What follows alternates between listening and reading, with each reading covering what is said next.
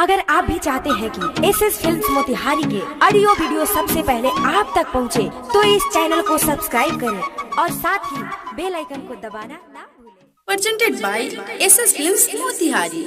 Music by Saurabh Ismail.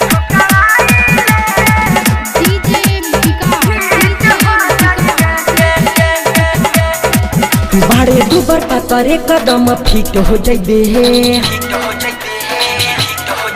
नहीं केहू से लजाइबे तू ढीठ हो जाइबे।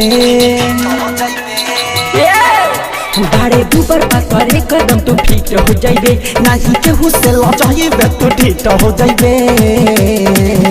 कि पीठ ठोकराइले छौड़ी रे छौड़ी, कि पीठ ठोकराइले लगना में हिट हो जाइबे। कि पीठ ठोकराइले लगना में हिट हो जाइबे। बाटे सुपर पातर के कदम फिट हो जाइबे, नहीं केहू से लगाइबे तू ठीक हो जाइबे।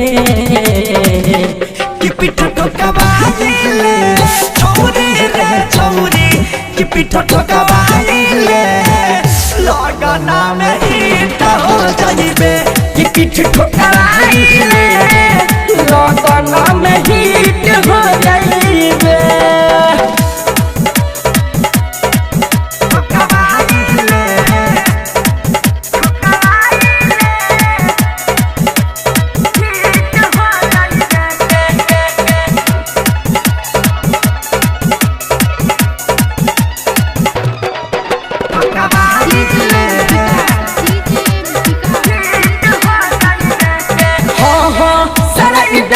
के लोग तो है चिन्ही निमन में जाए सब कीनी।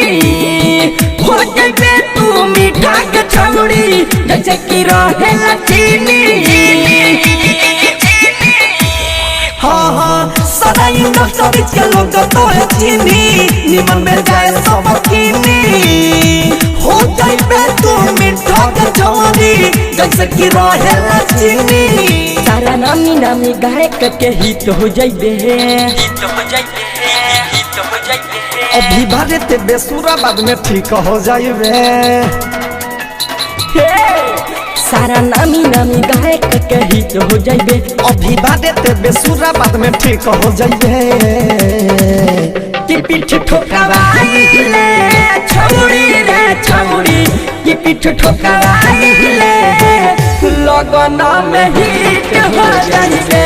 कि पीठ ठोकराइले लगना में हिट हो जाइबे।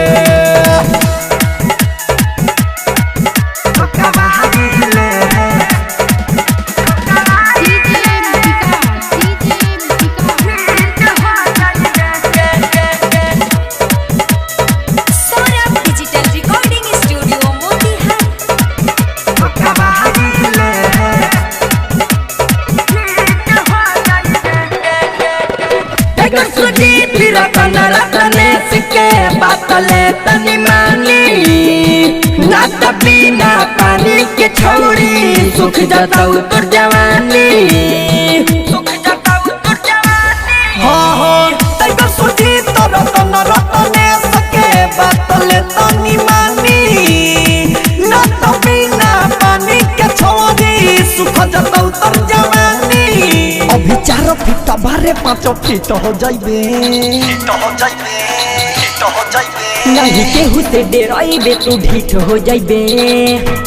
रे छौड़ी रे सुन रे, अभी 4 फीट बारे 5 फीट हो जाइबे, नहीं केहू से डेराइबे तू ढीठ हो जाइबे।